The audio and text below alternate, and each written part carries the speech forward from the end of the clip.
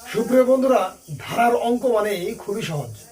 দেখুন, ধারার আরেকটি অঙ্ক নিয়ে আপনাদের মাঝে হাজির হয়েছে। দেখুন, 13 + 20 + 27 + 34 প্লাস ... 111 ধারাটির পদ সংখ্যা কত? এখানে পদ সংখ্যা বের করতে বলা হয়েছে। পদ সংখ্যা মানে কি? n এর মান। এখানে n এর মান বের করতে বলা হয়েছে। তাহলে আমরা কি জানি? একটা সূত্র হচ্ছে সমান্তর ধারা n-তম পদের একটা সূত্র আছে, সেটা হচ্ছে a + n - 1 * d। এটা সূত্র n-তম পদের সূত্র। n-তম পদের সূত্র কি? a + n - 1 * d। এখানে দেখুন, n-তম পদ কিন্তু আমাদেরকে বলে দেওয়া আছে কত? 111। এটা হচ্ছে আমাদের n-তম পদ। কি তম পদ? n-তম পদ। আমাদের যে ধারাটি দেওয়া থাকে সেই ধারাটি একটা জায়গায় গিয়ে তো অবশ্যই শেষ হবে। যে জায়গায় গিয়ে শেষ হবে মানে এই যে 111 যেটা আছে সেটা হচ্ছে আমাদের n-তম পদ। এটা বুঝতে হবে। আর n-তম পদের সূত্র কি? a + n - 1 * d। এখন a কি? a মানে হচ্ছে আমাদের প্রথম পদ। a মানে কি? প্রথম পদ। কত দেওয়া আছে আমাদের? 13। a মানে হচ্ছে আমাদের প্রথম পদ। তাহলে 13, এই যে 13 দিলাম, প্লাস n - 1 * d মানে কি?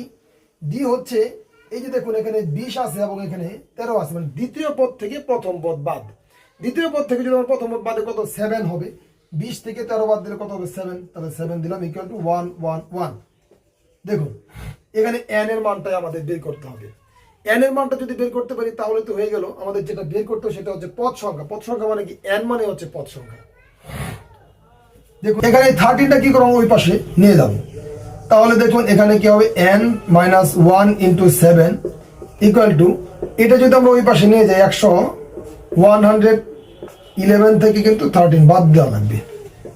তাহলে এই 13 যদি আমাদের বাদ দিই তাহলে কত হবে? দেখুন, n - 1 * 7 = 98। কত হবে?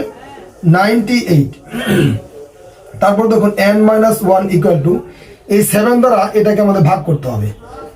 7 দ্বারা কি হবে? গুণাকার আছে, তাই ভাগ হবে। ভাগ যদি হয় তাহলে কত হবে? দেখুন, 7 × 1 = 7, 4 × 7 = 28, 14 হবে। কত হবে?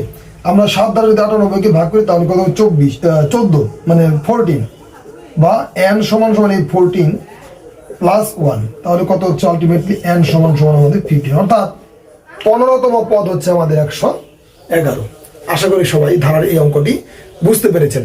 যদি বুঝতে পারেন এবং ভিডিওটি আপনাদের ভালো লেগে থাকে তাহলে ভিডিওটিতে লাইক, কমেন্ট এবং শেয়ার করতে ভুলবেন না। ধন্যবাদ।